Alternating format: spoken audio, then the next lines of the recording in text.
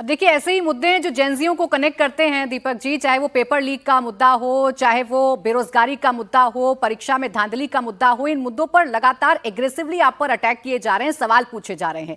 इन सवालों को काउंटर करने के लिए क्या रणनीति आपकी रहेगी?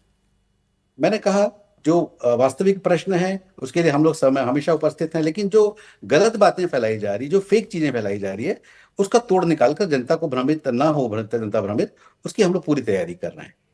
एक बड़ा चैलेंज इस वक्त ये जो लगातार बदलता हुआ हमारे सोशल मीडिया का प्लेटफॉर्म है, उसमें एआई की कितनी दखलंदाजी है ये आप भी जानते हैं। डीप फेक कितना है ये भी आप जानते हैं। ये एक बहुत बड़ी वॉर है। जी, इसको भी देखेंगे। अभी मैं दिल्ली पहुंचा नहीं हूँ, अपनी टीम के साथ बैठूंगा। हमारी लीगल टीम भी है। जो भी इस तरह की चीजें हो रही है उसको रिपोर्ट किया जाएगा और कानून के अनुसार उसमें काम होगा। जी दीपक अच्छा, जी, दीपक जी, छत्तीसगढ़ में भी आपने जिम्मेदारी निभाई, सोशल मीडिया को आपने देखा। क्या एक्सपेरिमेंट आपने वहां पर किए अपनी रणनीति में, जो आपने बाजी विधानसभा चुनाव की पलट दी?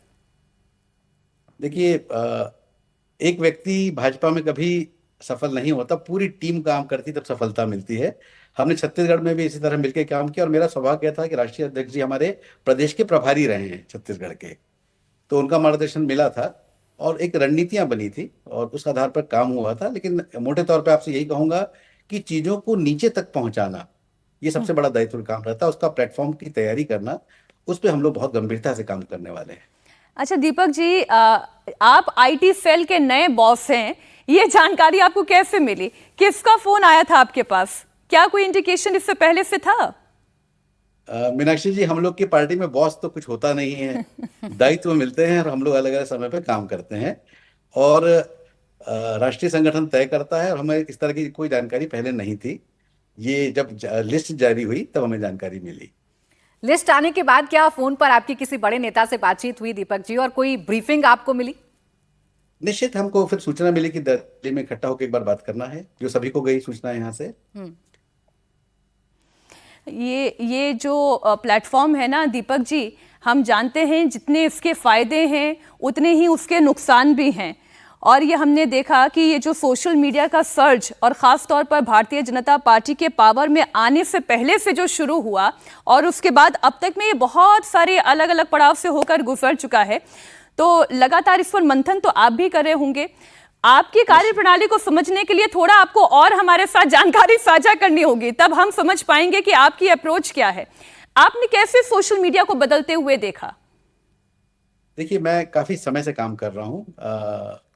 जब फेसबुक भी नया नया था, ट्विटर में तो लोग एक्टिव थे ही नहीं, और खासकर पॉलिटिकली बहुत कम लोग इन सब चीजों में एक्टिव होते थे। और पॉलिटिकली इन चीजों का दखल लगातार बढ़ा है और भारतीय जनता पार्टी हमेशा से इसमें आगे रही। आज भी भारतीय जनता पार्टी की एक्टिविटी नीचे स्तर तक में सोशल मीडिया में काफी एक्टिविटी है। समय के साथ नई नई चीजें आती है, नई नई चीजें सीखनी पड़ती है और प्रशिक्षण में सोशल मीडिया का विषय एक बड़ा रहता है भारतीय जनता पार्टी में, और नीचे तक सभी लोगों को प्रशिक्षित किया जाता है। मुझे लगता है उसका लाभ भी पार्टी को मिलता है। जी मीनाक्षी जी।